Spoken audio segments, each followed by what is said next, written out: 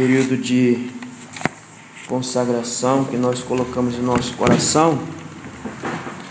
O livro de Efésios, nós vimos semana passada, uma igreja que foi fundada por Paulo na sua segunda viagem missionária. O que mais que nós vimos? Vimos que ele visita as primeiras igrejas que ele fundou juntamente com Barnabé na primeira viagem missionária, vai para a segunda viagem missionária visitando essas igrejas, onde ele funda a igreja de Éfeso também. Abre novas igrejas na segunda viagem, inclusive a igreja de Éfeso, e aonde também ocorre a separação entre Paulo e Barnabé, que nós explicamos semana passada também por que ocorreu essa separação. Aqui no mapa mostra de onde eles saíram. Eles saem de Antioquia, percorrem por toda essa região aqui, entram aqui na região da Panfilha, aí Pisídia, Icônio, aqui em Derbe, eles retornam novamente para Antioquia, e daqui eles partem para a terceira viagem missionária, se a gente vê depois. O trajeto também, sai de Antioquia, passa por toda essa região, aí vai até Antioquia, Icônio, Derbe. De Derbe eles voltam novamente para Antioquia. Isso na primeira viagem, Aí aqui as razões que nós vimos, porque Paulo não queria levar João Marcos na segunda viagem missionária, porque um dos motivos é porque João Marcos abandonou eles já na primeira viagem missionária, na cidade de Pafos, se eu não estiver enganado, vimos isso aqui também. Outro motivo também foi que Paulo entendeu que Barnabé queria levar Marcos por questões de ser um judeu e estar no meio de judeu para agradar aos judeus. Terceiro que nós vimos aqui é que Paulo também não queria levar João Marcos, porque entendia que Marcos ele seria uma espécie de fiscal, queria ficar fiscalizando como ele iria trabalhar, como ele iria evangelizar. Outro motivo também é que Paulo achou que João Marcos, ou Marcos, que é o mesmo autor do livro do Evangelho de Marcos, iria limitar o trabalho missionário dele. E por último, é que Paulo entendeu que Marcos não entendeu qual a correta interpretação da decisão do concílio que está lá em Atos capítulo 15, versículo 23 e 29, porque a cabeça de João Marcos era uma cabeça judaica, então para ele gentil tinha que fazer as mesmas coisas que os judeus faziam, mesmo estando em Cristo. Então esses são alguns motivos que Paulo não quis levá-lo. A gente já viu também. Outra questão é que Paulo entendeu que Barnabé, na verdade, estava dando um passo atrás e não um passo adiante, sendo que ele deveria dar um passo adiante e não um passo atrás. Ou seja, o evangelho não é só para uma classe, mas o evangelho é para todas as pessoas. E Paulo entendia dessa forma, que o evangelho é universal, não é só para um povo. Vimos aqui também que nós nos tornamos especialistas em fechar portas, Jesus abre a porta do evangelho, vimos lá em Apocalipse, e nós nos tornamos especialistas em fechar as portas do evangelho, as pessoas que vêm e as que estão também no nosso meio. Aí o rompimento de Barnabé e Paulo por essas questões, como já vimos. Também chegamos aqui nesse pedaço aonde Paulo, quando ele entra em Atenas, quando ele vai no Areópago pregar, ele sente um sentimento de fracasso e sentimento de desânimo por estar pregando o evangelho e nem todos dando ouvido àquilo que ele estava falando. Aquilo acabou gerando um pouco de desânimo e fracasso na vida de Paulo, mas mesmo assim ele continuou pregando. E aí a gente chegou nesse capítulo aqui, vamos dar uma lidinha aqui, Atos capítulo 18, versículo 9 e 10, aonde Paulo, estando nesse estado de fracasso, nesse sentimento, sentisse um fracassado por questão da pregação do evangelho, e tendo esse sentimento de desânimo, vamos ver o que é que Deus falou a Paulo. Quem achou pode ler aí. Atos, capítulo 18, versículo 9 e 10. E disse o Senhor em visão a Paulo: não temas, mas fala e não te cales, porque eu sou contigo e ninguém lançará a mão de ti para te fazer mal, pois tenho muito povo nesta cidade. Então, nesta visão, Deus conforta Paulo, dando a ele ânimo, para que ele pudesse continuar a sua viagem missionária e pregando o Evangelho. Também vimos que na cidade de Corinto ele escreveu as epístolas de 1º e 2º Tessalonicense. Ele escreve dessa cidade aqui de Corinto, ele escreve 1º e 2º Tessalonicense. Lembrando aos irmãos que a Bíblia não está arrumada em ordem cronológica. Ou seja, se ela estivesse arrumada em ordem cronológica, as epístolas de Paulo viriam primeiro do que os evangelhos. Porque os primeiros textos a ser escritos do Novo Testamento não são os evangelhos. Os primeiros textos do Novo Testamento são as epístolas de Paulo, mais especificamente essas aqui de Tessalonicenses e Gálatas. Depois é que os evangelistas vão escrever. Então, se ela tivesse arrumado em ordem cronológica, viria primeiro as epístolas de Paulo e depois os evangelhos, porque os evangelhos foram escritos depois que Paulo escreveu suas epístolas, suas primeiras epístolas. E também o Antigo Testamento, quando a gente abre lá no Evangelho, a gente tem que entender por que Mateus entra em primeiro lugar. Porque o Evangelho de Mateus também não foi, dos Evangelhos, não foi o primeiro a ser escrito. O primeiro Evangelho a ser escrito foi o Evangelho de Marcos. Então, se a gente fosse arrumar em ordem cronológica, viria primeiro Marcos e depois Mateus, Lucas e João. Então, como ela não está arrumada em ordem cronológica, mas sim por ordem de assunto, Mateus vem primeiro do que os outros evangelhos, mesmo não tendo sido o primeiro evangelho a ser escrito. Ele vem primeiro. Por quê? Porque Mateus faz a ponte entre o Antigo Testamento e o Novo Testamento. Porque no Evangelho de Mateus há uma grande quantidade de profecias do Antigo Testamento. Porque o intuito de Mateus é mostrar que aquilo que os profetas falaram no Antigo Testamento se cumpriu em Cristo.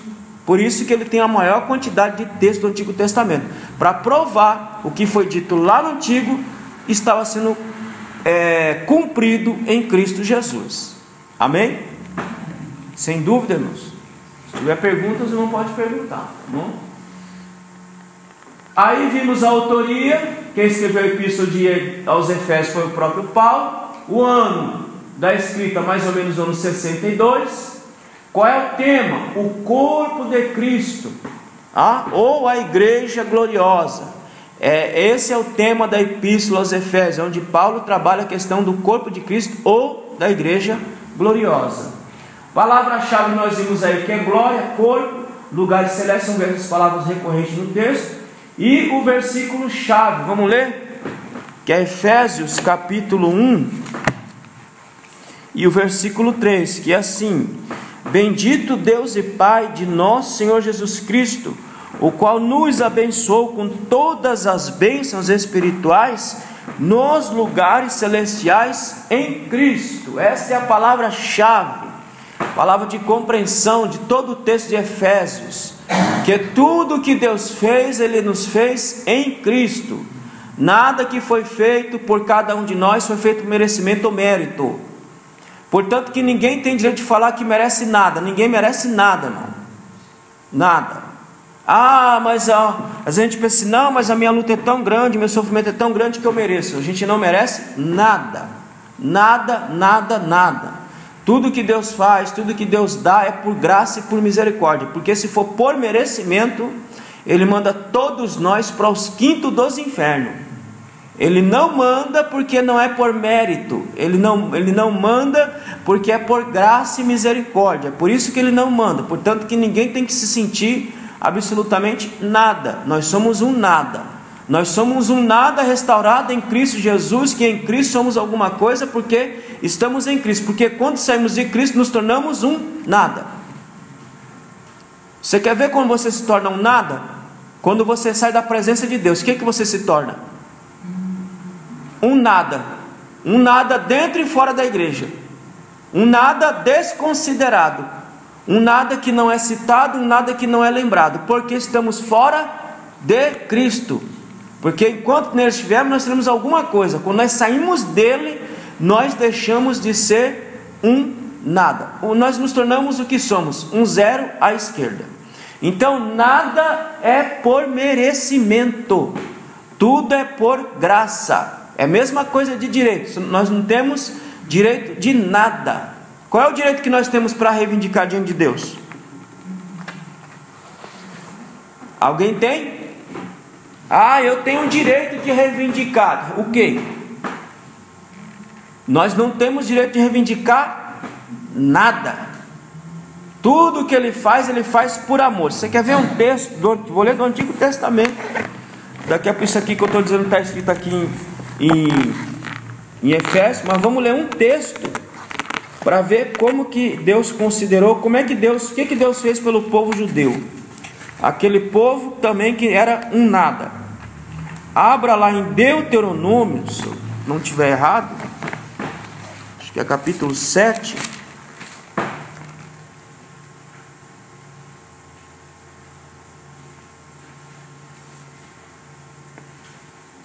Aqui, Deuteronômio, capítulo 7, versículo 7. Deus dizendo para o povo: vocês são um nada.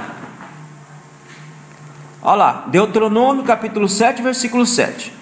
O Senhor não teve afeição por vós, ou vos escolheu, porque vossa multidão era mais do que a de todos os outros povos, pois era menos em número do que todos os povos. Mas porque o Senhor vos amava, e para guardar o juramento que jurara a vossos pais, o Senhor vos tirou com mão forte, e vos resgatou da casa da servidão, da mão de Faraó, rei do Egito. Ora, Deus dizendo para o povo: não escolhi vocês por mérito, eu não escolhi vocês por riqueza, não escolhi vocês por ser um povo numeroso, porque o povo judeu era um povo até então pobre, um povo pequeno. Mas por que Deus escolheu? Porque Deus tem um compromisso com a sua própria palavra. Deus tem um compromisso com a própria palavra. Ele prometeu para Abraão, Isaque e Jacó que daria a eles uma descendência numerosa, uma descendência grande, que ele zelaria por aquela descendência. Então Deus faz tudo pela sua própria palavra, pela sua própria vontade, não porque mereçamos coisa alguma. Volta lá para o livro de Efésios, capítulo 2, vamos ver como que nós somos um nada. Essas coisas têm que ficar bem claras, irmão, para que você não ache que você é alguma coisa. Você não é nada. Você é um nada que Deus usa por misericórdia. É um nada que Deus restaurou por misericórdia. É um nada que Deus mantém por misericórdia e não por mérito. Olha o que diz Efésios capítulo 2. Ele, versículo 1: Ele vos vivificou, estando vós mortos em ofensas e pecados. Quem nós éramos? Morto. O que é o morto? O morto não é nada. Morto está morto. Morto não é nada. Nos quais anteriormente andaste segundo o curso deste mundo, segundo o príncipe da potestade do ar, do espírito que agora opera nos filhos da desobediência, entre os quais todos nós também antes andávamos nos desejos da nossa carne, fazendo a vontade da carne e dos pensamentos, e éramos por natureza filhos da ira, como os outros também. Mas Deus, versículo 4, mas Deus que é riquíssimo em misericórdia, pelo seu muito amor com que nos amou. Então ele não viu, não procurou mérito em nós para nos amar, ele simplesmente nos amou sem nós merecermos. Olha só: estando vós ainda mortos em nossas ofensas, nos vivificou juntamente com Cristo, ou seja, nos deu vida por meio de Cristo, e nos ressuscitou junto com Ele, nos fez assentar nos lugares celestiais em Cristo, para mostrar nos séculos vindouros as abundantes riquezas da sua graça, pela sua benignidade para conosco em Cristo Jesus.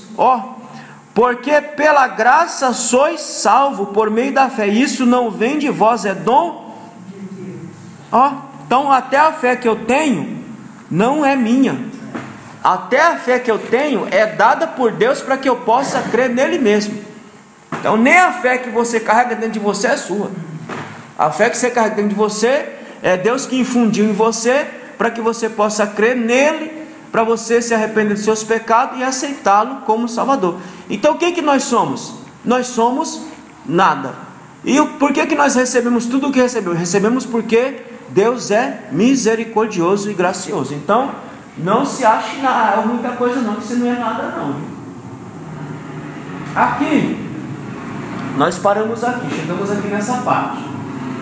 O esboço da epístola, ou seja, como que ela está dividida. Primeira parte, gloriosas declarações teológicas a respeito da redenção. Então, dos capítulos 1 ao capítulo 3, Paulo vai explicar o que foi feito para redimir, o que foi feito para resgatar cada um de nós. Então, do capítulo 1 ao capítulo 3, ele vai explicar isso. Versículo 1 e 2, ele vai falar saudação, os cumprimentos. Vamos ler. Versículo 1 e 2, ele está cumprimentando a igreja para a qual ele está endereçando aquela epístola. Paulo, apóstolo de Jesus Cristo, pela vontade de Deus, aos santos que estão em Éfeso e fiéis em Cristo Jesus, graça a vós e paz da parte de Deus nosso Pai e do Senhor Jesus Cristo. Ele está cumprimentando aquela igreja, ele está saudando aquela igreja com um tipo de bênção, de saudação característica do Antigo Testamento, que ela começa louvando a Deus, bendizendo a Deus.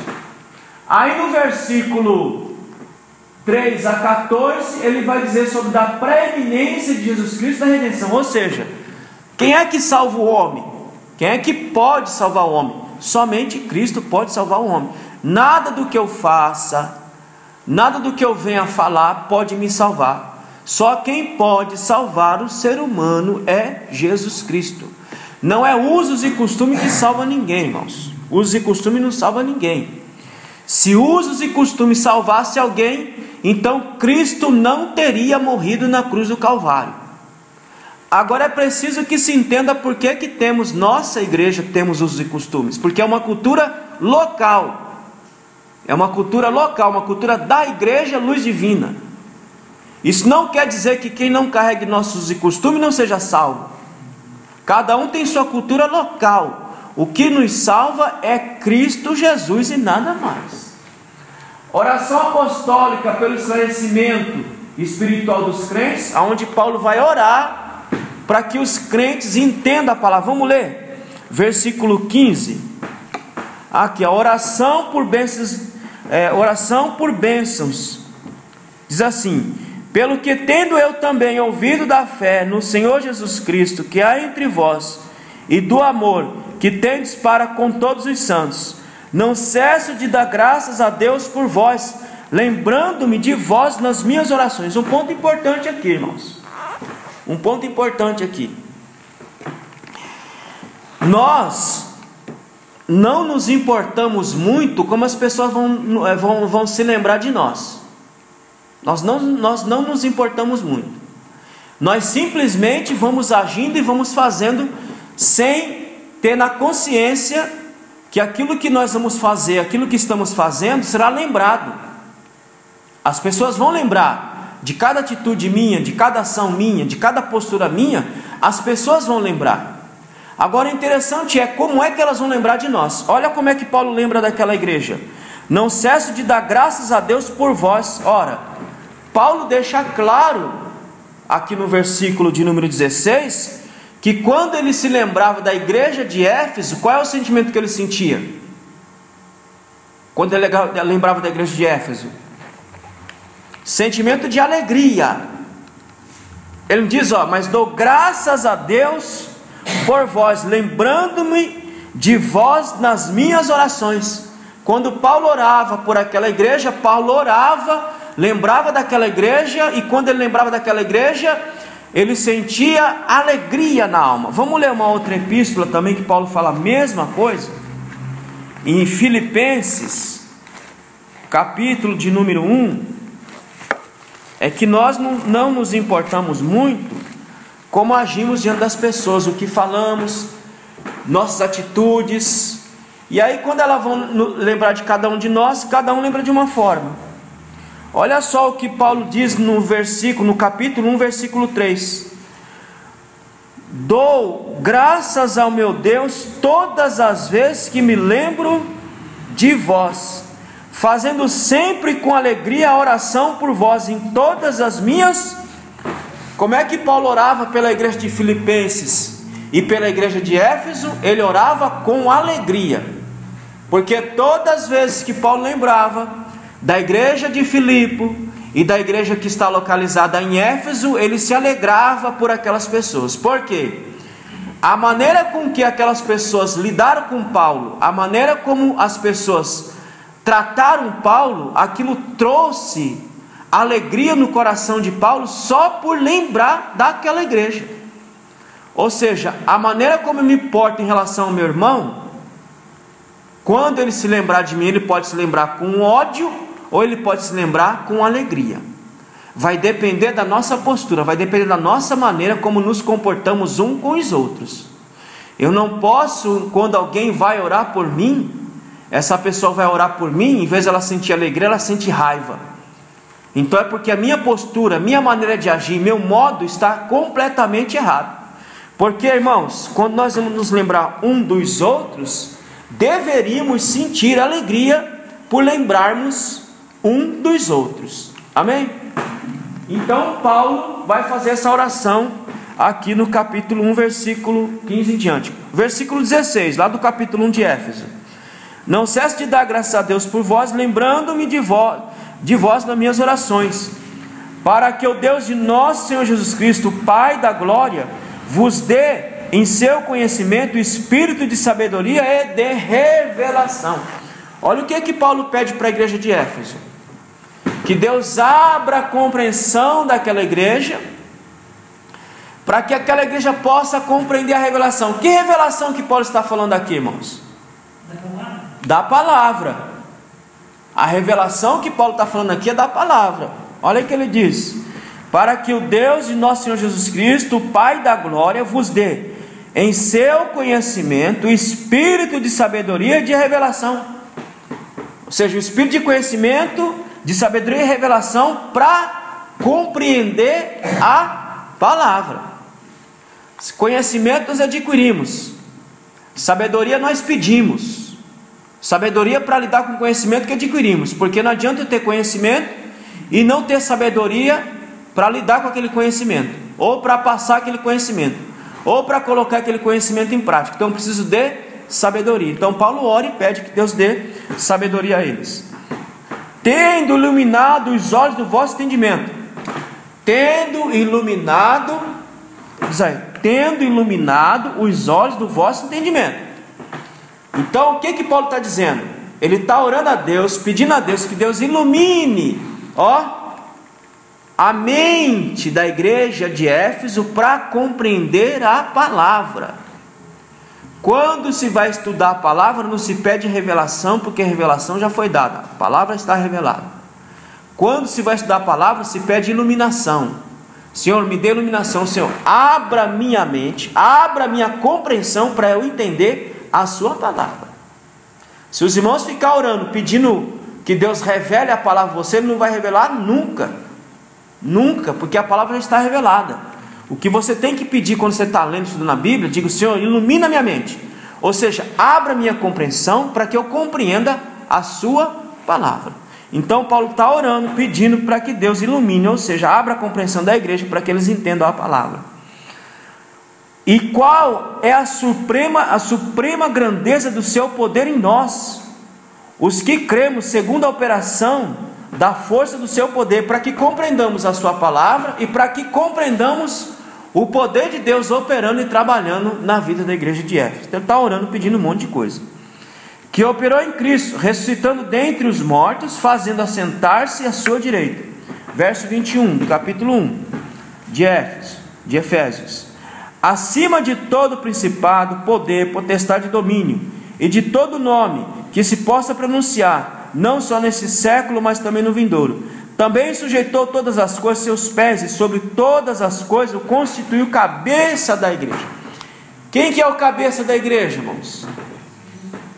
Cabeça da igreja não é o pastor, não é os obreiros. Cabeça da igreja é Cristo. Cristo é o cabeça da igreja. Não só o cabeça da igreja, mas o cabeça de nossa vida. Porque é Ele quem determina, é Ele quem decide, é Ele quem faz as coisas acontecer do jeito dele, da maneira dele. Então Ele é o cabeça da igreja. É nele que nós temos que buscar direção, orientação para a nossa vida, não só para a nossa vida, mas para a vida da igreja. Porque Ele é o cabeça, Ele que comanda o corpo que somos nós.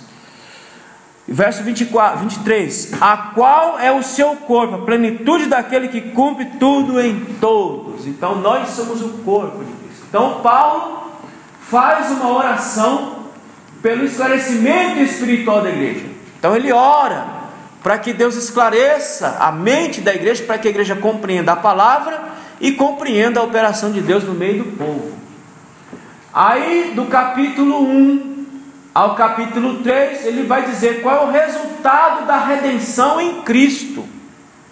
Qual é o resultado de estarmos em Cristo? Vamos ler só o capítulo 2, só o primeiro versículo. Qual é o resultado da redenção em Cristo? Olha aqui o resultado: Ele nos vivificou. É isso? Ele trouxe vida àqueles que estavam mortos. Porque todos que estão em seus pecados e seus delitos estão mortos. Minha pergunta: um crente pode se tornar morto em Cristo Jesus? Sim ou não? Um crente pode morrer estando em Cristo Jesus? Sim ou não? Pode, pastor. Pode. É individual. Pode. O fato de eu estar em Cristo não quer dizer que eu vá permanecer vivo, se eu não tiver uma vida de comunhão com Cristo. Só permanece vivo em Cristo quem está em comunhão com Cristo. Por isso que você vê um monte de zumbi, de morto-vivo dentro da igreja. Você vê um monte de morto-vivo dentro da igreja. Aquilo que Jesus falou: tem aparência de vivo, para a igreja de Laodiceia, tem aparência de vivo, mas está morto. Como Jesus disse lá, se eu não me engano, no capítulo 23 de Mateus, que ele vai chamar os fariseus de sepulcros caiados. Bonito por fora, mas por dentro podre, ave de rapina. Então, querido, o fato de estar em Cristo não é a garantia de que eu vou continuar vivo. Eu só posso continuar vivo se eu estiver em comunhão com Cristo. Se eu estiver em comunhão com Cristo, eu estou vivo em Cristo. Aquilo que está sendo dito aqui, Ele nos vivificou, ato contínuo, vai se cumprir se eu estiver em comunhão com Cristo. Por isso que você vê um monte de morto-vivo dentro da igreja. Ele está dentro da igreja, mas já está, na verdade, morto faz tempo. Está tão morto que nem ele percebeu que ele está morto. Porque não mantém a comunhão com Cristo Jesus. Se eu mantiver a minha comunhão com Cristo Jesus, então os efeitos da redenção, ou os resultados da redenção, se farão presentes na minha vida. Um dos resultados é esse aqui, que Ele nos vivificou, ou seja, trouxe vida àquele que não tinha vida alguma antes de estar em Cristo Jesus. Aí ele faz oração apostólica pelo esclarecimento espiritual dos crentes. Então aqui, na primeira oração, ele ora pedindo para que os crentes tenham esclarecimento da palavra. Vamos lá dar uma lida no capítulo 3? Agora, no capítulo 3, do versículo 14 a 21, ele vai orar para que Deus dê esclarecimento espiritual. Olha o que ele diz no capítulo 3, versículo 14 em diante: por causa disso me ponho de joelho perante o Pai de nosso Senhor Jesus Cristo, do qual toda a família nos céus e na terra recebe o nome, para que segundo as riquezas da sua glória vos conceda que seja corroborado com poder pelo seu Espírito no homem interior. Então o que Paulo pede? Paulo está pedindo para que Deus, em sua infinita misericórdia, nos conceda do seu bendito e poderoso Espírito, para que possamos compreender as realidades espirituais, irmãos. Paulo vai dizer aqui mesmo, nessa epístola, que nossa luta não é contra a carne, não é contra sangue, nossa luta é contra as potestades que habitam regiões celestes. Minha luta não é contra meu irmão, ou não deveria ser contra meu irmão. Minha luta deve ser contra as potestades, ou contra o diabo. Nós não lutamos, ou não deveríamos lutar um contra o outro. Não deveríamos pelejar uns contra os outros. Por que que existe, irmãos? Por que que existe peleja entre nós? Por que que existe disputas, divisões entre nós? Quem pode me dizer? Por que que existe tanta briga, tanta luta entre os crentes? Não. Abra comigo, 1 Coríntios. Grave isso, irmãos. Quando você vê luta, divisões, dissensões, porfias e peleja, é porque o que está sendo dito aqui no livro de Coríntios é que está acontecendo. Capítulo 3 de Coríntios, 1 Coríntios, capítulo 3 de 1 Coríntios. Abra lá, 1 Coríntios, capítulo 3. Por isso que aqui Paulo está pedindo aqui nessa oração esclarecimento espiritual para os crentes. Olha o que é que Paulo diz em 1 Coríntios, capítulo 3. Olha só o títulozinho que está na minha Bíblia: o estado carnal dos cristãos em Corinto. A igreja de Corinto era uma igreja que Paulo orava com tristeza. Em todas as orações que Paulo fazia, lembrando da igreja de Corinto, ele orava com tristeza, porque era uma igreja extremamente trabalhosa, uma igreja extremamente dificultosa, uma igreja ruim de ser pastoreada. Eu nem que me pagasse em dólar eu pastoreava a igreja de Corinto, porque era uma praga de igreja. Era uma igreja ruim, era uma igreja dura de pastorear. Olha o que Paulo diz: irmãos, não vos pude falar como a espirituais, mas como a carnais, como a meninos em Cristo. Paulo está dizendo, eu não posso falar com vocês como a espirituais. O que ele está orando lá em Efésios? Pedindo para que Deus dê esclarecimento espiritual para os crentes. A igreja de Corinto não tinha discernimento espiritual para compreender as realidades espirituais. Por quê? Porque era uma igreja carnal. E ele fala, não vos pude falar como espirituais, mas como carnal. Quando Paulo diz carnal aqui, irmãos, não é carne. Quando Paulo diz aqui, ele está falando da natureza humana. Ele está falando da alma pervertida.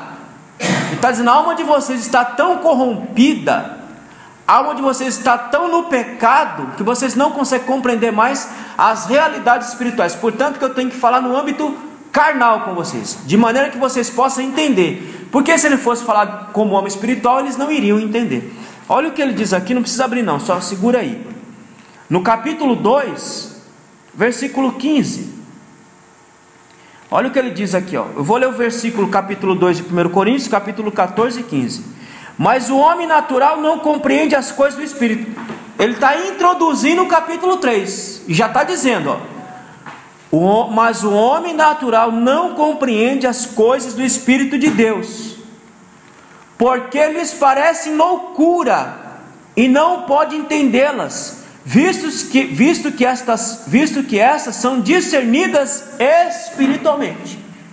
Então ele está entrando no capítulo 3, já dizendo, ó, vocês são pessoas naturais que não conseguem entender as coisas do Espírito, porque vocês estão no homem natural.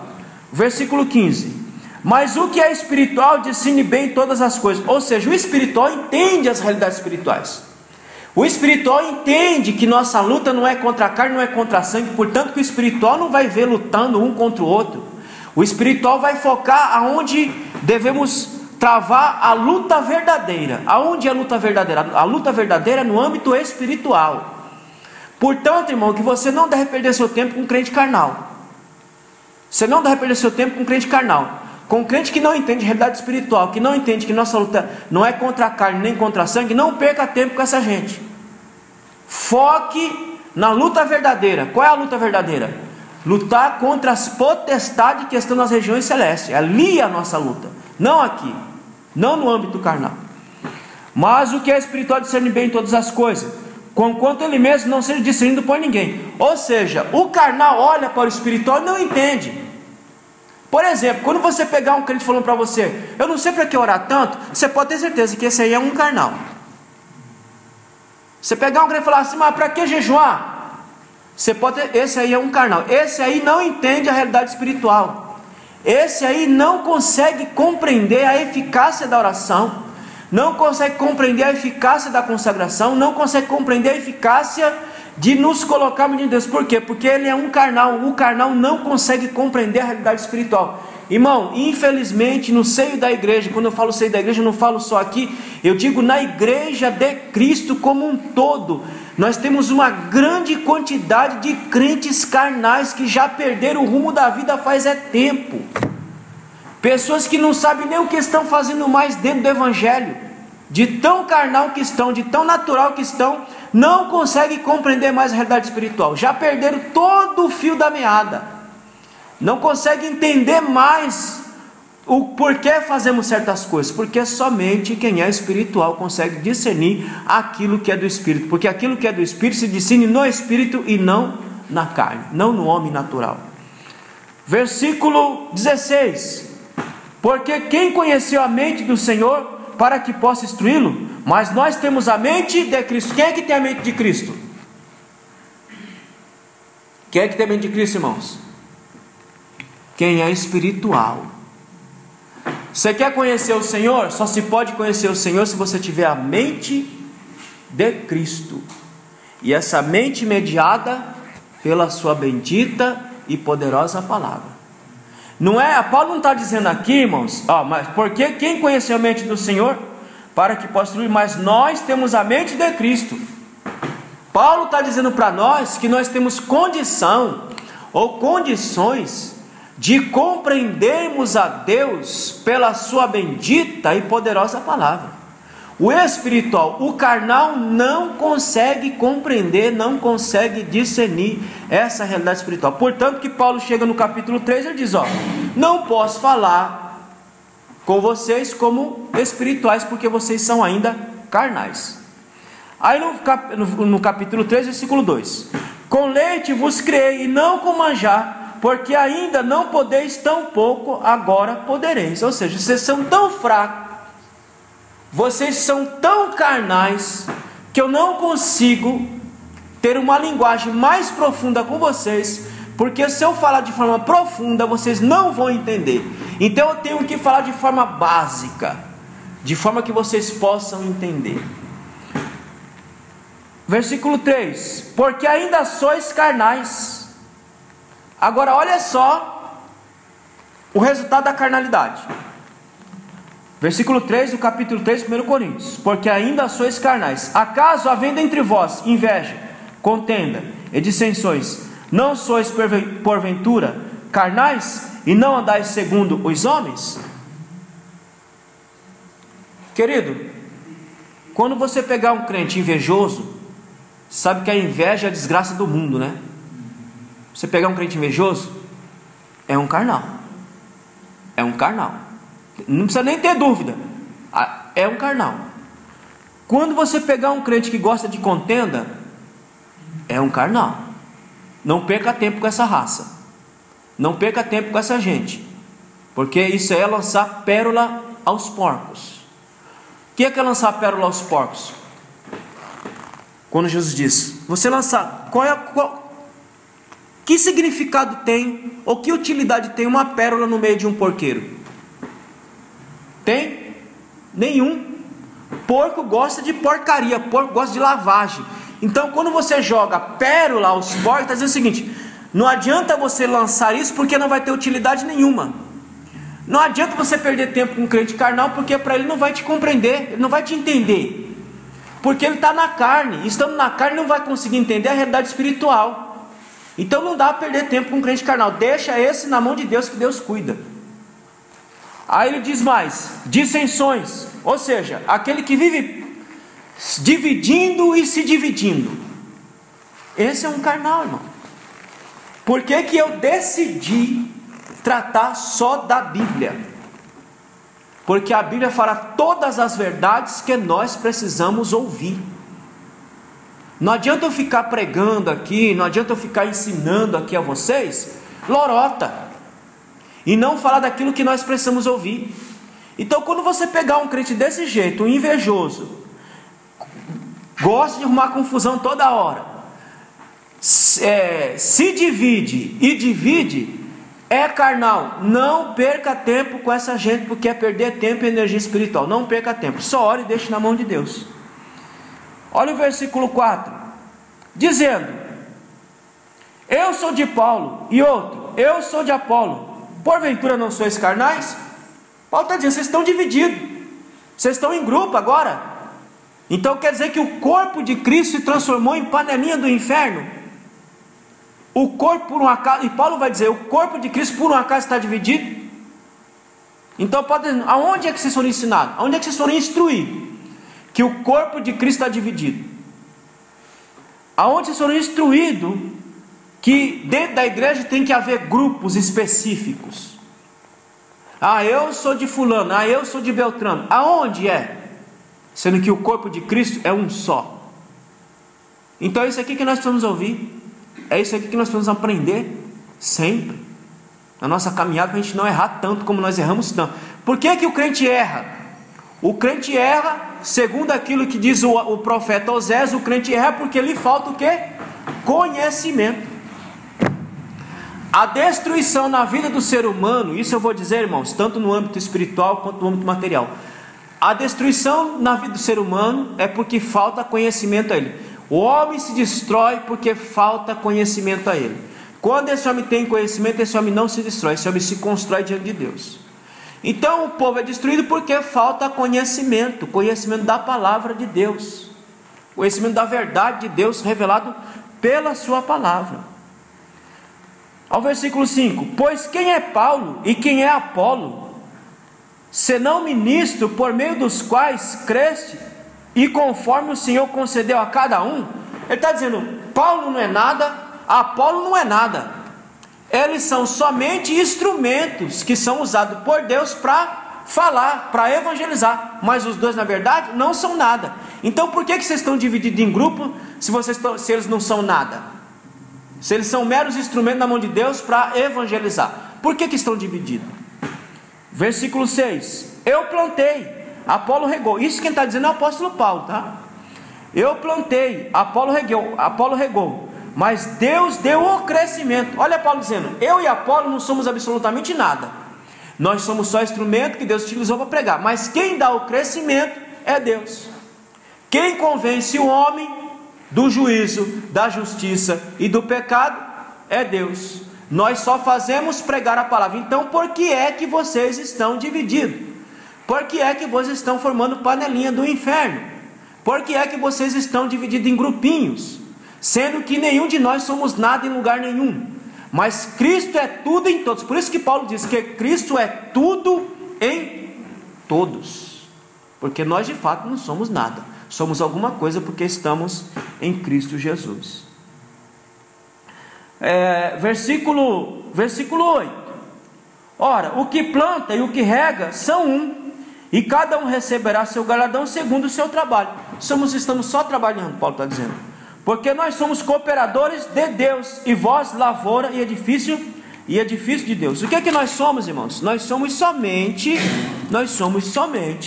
cooperadores de Deus na obra de Deus. Mas quem faz tudo e todas as coisas é Deus. Nós não temos mérito nenhum por aquilo que fazemos. Lembra que eu comecei dizendo que nós não recebemos nada por mérito, recebemos tudo por graça. Então o que faço, o que falo, o que ensino, eu não tenho mérito nenhum nisso. Eu só tenho responsabilidade de fazê-lo, e fazê-lo bem ainda, porque se eu fizer mal feito, eu vou ser cobrado por isso também.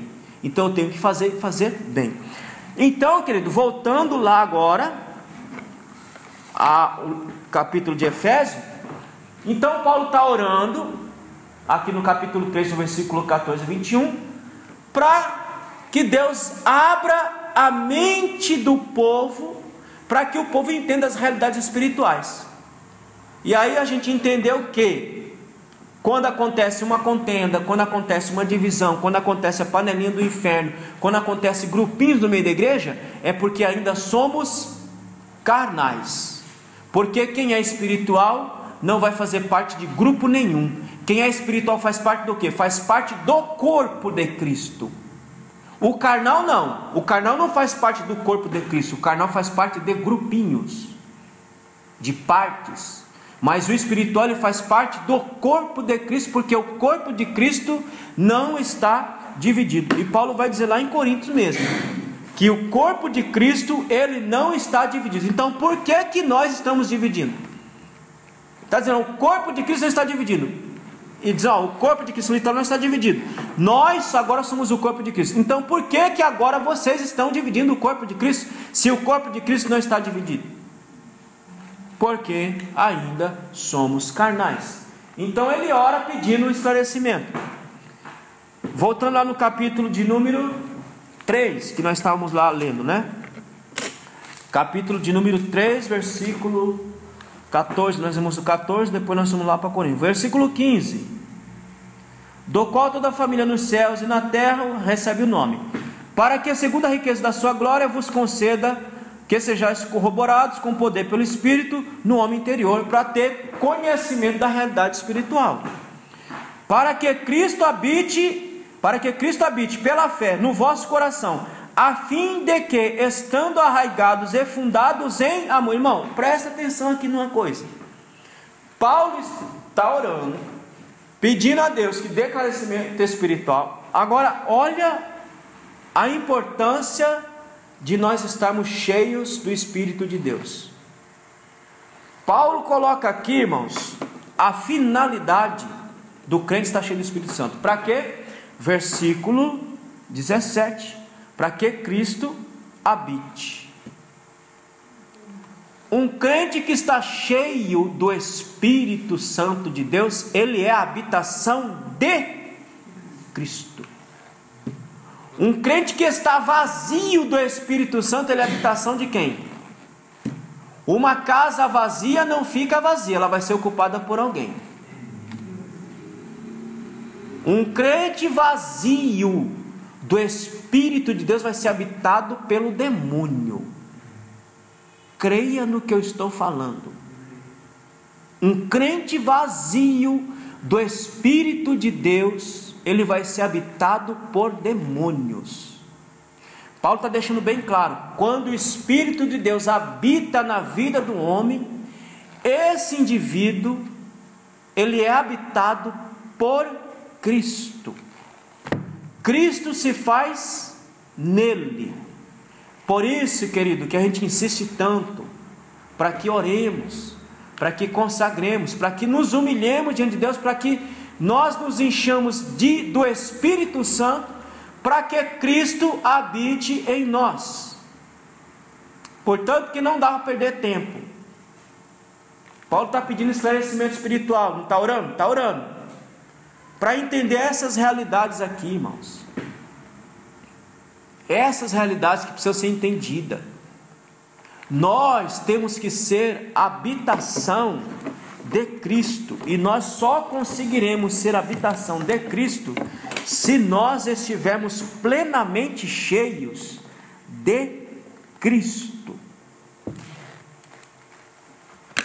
Continuando a leitura. E tendo arraigado e fundados em amor. Versículo 18: possais perfeitamente compreender com todos os santos a largura, o comprimento, a altura e a profundidade. Depois, mais para frente, eu vou explicar o que ele quer dizer com tudo isso daqui. Mas ele está dizendo o seguinte: para que eu possa compreender e entender a profundidade do amor de Cristo por nós. Ele vai dizer isso no versículo 19. e conhecer o amor de Cristo. Então ele está dizendo, precisamos ser habitados pelo Espírito Santo, para quê? Para que Cristo habite em nós. Depois, precisamos ser habitados pelo Espírito Santo, habitado por Cristo, para que possamos conhecer o amor de Cristo. Quantos irmãos não conhecem o amor de Cristo ainda, irmãos? Não conhecem. Não conhecem o amor de Cristo, não conseguem viver o amor de Cristo, e não conseguem transbordar o amor de Cristo em sua vida, porque não conhecem o que é o amor de Deus. Por que não conhecem? Porque não estão sendo habitados por Cristo. E por que não estão sendo habitados? Porque não estão sendo cheios do Espírito Santo. Porque quem está cheio do Espírito Santo é habitado por Cristo, compreende o amor de Cristo para vivenciar no seu dia a dia. Os irmãos estão me entendendo? Amém? E conhecer o amor de Cristo, que excede todo entendimento, para que sejais tomados de toda a plenitude de Deus. Ora, irmão, tudo isso aqui que Paulo está orando, Paulo está pedindo que Deus dê essa graça para a igreja de Éfeso, para que eles possam ser tomados por toda a plenitude de Deus. Depois eu vou explicar mais para frente o que ele quer dizer com toda essa plenitude de Deus. Mais para frente eu explico o que ele quer dizer com isso, com toda a plenitude de Deus. Aí o versículo 20: ora, aquele que é poderoso para fazer tudo, muito mais abundantemente do que pedimos ou pensamos, segundo o poder que em nós opera, a Ele seja a glória na igreja, por Jesus Cristo, em todas as gerações, para todos sempre. Então, querido, olha só a oração que o apóstolo Paulo faz para a igreja de Éfeso, para que ela tenha compreensão da realidade espiritual que nós vivemos, e não vivemos no âmbito carnal, porque quem na carne ficar, por ela será regido, e por ela será levado ao fogo do inferno, infelizmente. Aí a segunda parte da epístola está aqui: instruções práticas para a igreja e para os crentes. Até aqui, alguma dúvida, irmãos? Alguma dúvida? Alguma pergunta? Então vamos seguir. Implementando o propósito de Deus. Então no capítulo 4, ele vai dizer qual é o propósito de Deus para nós. Eu vou ler só um versículo. Capítulo 4 de Efésios, capítulo 1. Qual é o primeiro propósito? Rogamo-vos, pois, eu preso do Senhor, que andeis como é digno da vocação com que foste chamado. Olha lá. Qual é o propósito de Deus? Que andemos segundo a vocação com a qual fomos chamados. Qual é a vocação? A vocação para sermos eleitos, predestinados em Cristo Jesus e servimos a Cristo em todo o tempo. Esse é o propósito do nosso chamado: servir a Deus.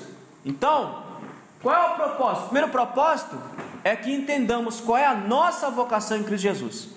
Aí versículo 2: com toda a humildade e mansidão, com longanimidade, suportando-vos uns aos outros em amor, procurando guardar o que? A unidade do Espírito pelo vínculo. Irmão, por que falta a paz no seio da igreja? Porque falta o Espírito de Deus nas vidas. Irmão, não tem como ter paz no seio de uma igreja se não tem o Espírito Santo. Olha o que ele diz aqui, olha os propósitos de Deus na vida da igreja. Primeiro propósito: que nós permanecemos na vocação com a qual fomos chamados. Segundo, que nos portemos com humildade, com mansidão, com longanimidade, suportando uns aos outros. Esse é o propósito de Deus em salvar o ser humano.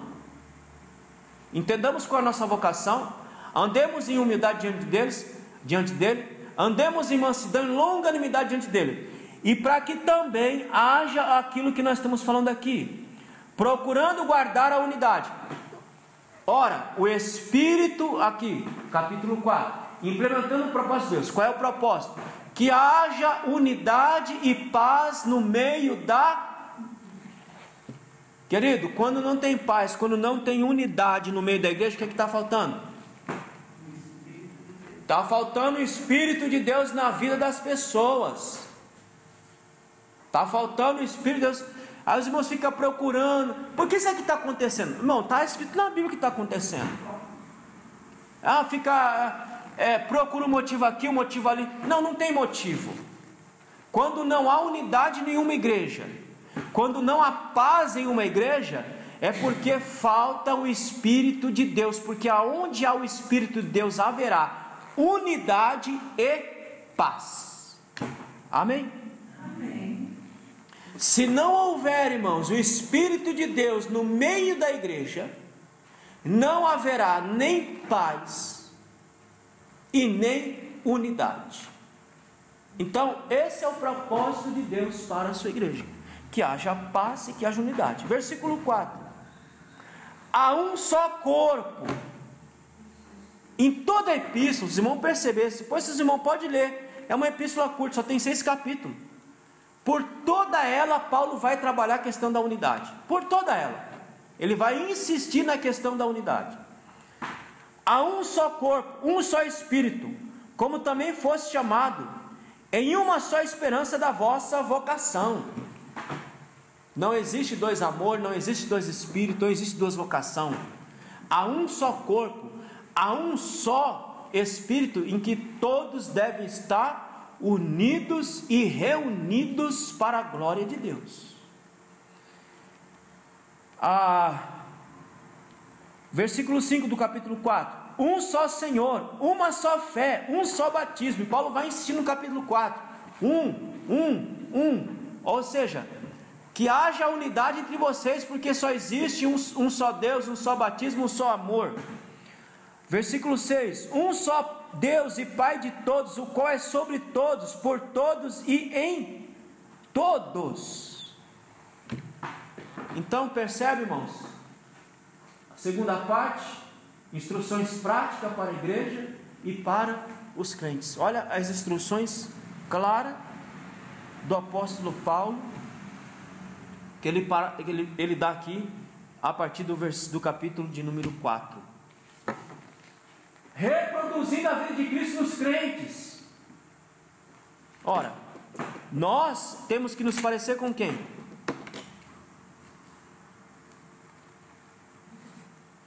Nós temos que nos parecer com Cristo. Nós temos que reproduzir Cristo em nós. Cristo tem que aparecer em nós, na nossa atitude, nossa ação, nossa palavra. Nós temos que reproduzir Cristo em nossas vidas. Olha o que diz aí no capítulo 4, versículo 17: de sorte que eu digo isso, testifico no Senhor, para que não andeis mais como andam também os outros gentios na vida, na vaidade do seu sentido. Vaidade aqui significa vazio. Paulo está dizendo: olha, vocês não podem andar com uma vida vazia, como andam os gentios, em sua vã maneira de viver, ou na sua forma vazia de viver. Vazia por quê? Vazia porque estão sem o Espírito de Deus, Cristo não habita lá, e a plenitude de Deus também não habita lá. Então essa pessoa está vazia. Então posso dizer: não andem como gentios, no vazio de suas vidas, seguindo o curso do vazio de suas vidas.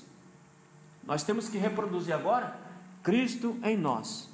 Versículo 18: entenebrecidos no entendimento, ou seja, sem entendimento nenhum, porque o crente carnal não tem entendimento nenhum mesmo. Separados da vida de Deus. Irmão, olha aqui, querido, olha aqui. Um crente que está vazio de Deus, ele está separado de Deus dentro da igreja, minha gente. Um crente vazio de Deus, ele pode estar dentro da igreja, mas ele está separado de Deus. Separado de Deus. Dentro da igreja, separado de Deus. Pela ignorância que há neles, pela dureza do seu coração, os quais, havendo perdido todo o sentimento, se entregaram à dissolução, para com avidez cometerem toda a impureza. Versículo 20, ele vai dizer: mas vós não aprendeste assim de Cristo. Ora, reproduzindo Cristo nas nossas vidas. Nós não aprendemos a andar vazios em Cristo, nós aprendemos a andar cheios de Cristo, quando estamos nele e ele em nós. Versículo 21, se é que de fato ouviste, e Paulo põe um ponto de dúvida aqui, vocês ouviram mesmo? Ouviu, que Paulo está dizendo o seguinte, vocês compreenderam o que vocês ouviram? Vocês entenderam o que vocês ouviram? Porque se vocês entenderem o que vocês ouviram, então vocês vão estar em Cristo e andando com Cristo e aprendendo de Cristo. Se é que de fato ouviste, nele foste ensinado, conforme a verdade que está em Jesus, que quando ao trato passado vos despojeis do velho homem, que se corrompe pelas concupiscências do engano. Então Paulo está dizendo que nós temos que reproduzir a vida de Cristo, aplicando a autoridade de Cristo aos relacionamentos do lar. Aqui e eu sempre falo isso daqui, mas parece que os irmãos não me ouvem. Irmãos, o Espírito Santo não foi dado só para fazer os outros falar em línguas e nem ver coisas, mas a principal função do Espírito Santo é regenerar o homem, refazer o homem. E quando eu digo homem interior, refazer o homem interior, encher esse homem interior, para que suas relações sejam relações sadias. Capítulo 5, eu vou encerrar aqui. Capítulo 5, versículo 18. A gente parou aqui, tá? Não vos embriagueis com vinho em que há dissolução, mas enchei-vos do... Para que eu tenho que me encher do Espírito? Ele vai dizer aqui, a partir do versículo 22, ele vai dizer por que nós temos que nos encher do Espírito. Primeiro, as mulheres, para entender o que é submissão. Uma mulher cheia do Espírito Santo entende o seu lugar. Uma mulher cheia do Espírito Santo entende o que é ser submissa. Um homem cheio do Espírito Santo, versículo 25, ele consegue amar sua esposa como Cristo amou a sua igreja e deu sua vida pela sua igreja. Um homem cheio do Espírito Santo vai amar sua esposa de tal forma que ele vai dar a sua vida pela sua própria esposa. Um homem cheio do Espírito Santo, um homem que não está cheio não vai fazer isso nunca. Olha lá, capítulo 6. Filhos cheios do Espírito Santo vão saber obedecer os pais. Se você às vezes vai em algumas igrejas, você pega filhos assim que eles são filhos excelentes aos pais. Você fica olhando, que menino, né? Que menina. Por quê? Porque de fato aquela criança, ela é cheia do Espírito Santo. Porque o Espírito Santo, ele melhora o nosso relacionamento uns para com os outros. É por isso, irmão, que a gente fica brigando para melhorar nosso relacionamento. Não vai melhorar nunca. Enquanto estivermos vazios de Deus, enquanto estivermos vazios do Espírito Santo, nossos relacionamentos não vão melhorar. Eles vão fazer piorar dia a dia. Porque o que melhora os relacionamentos entre os homens é o Espírito Santo. Olha aqui, os servos e senhores vão saber se tratar, porque o servo vai estar cheio do Espírito Santo e o senhor também vai estar cheio do Espírito Santo, vão saber se tratar. Então, querido, a autoridade de Cristo aos relacionamentos do lar, não somente do lar, mas na vida como um todo.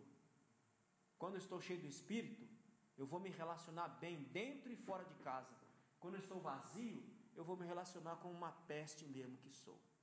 Mas se estiver cheio, vou me relacionar de tal forma que consiga conviver com todas as pessoas. E por último, estar capacitado e equipado para a batalha espiritual. Como eu disse, nós temos uma luta que não pode ser travada no âmbito carnal. Ela tem que ser travada no âmbito espiritual. Amém. Que Deus abençoe os irmãos e até sábado que vem, se Deus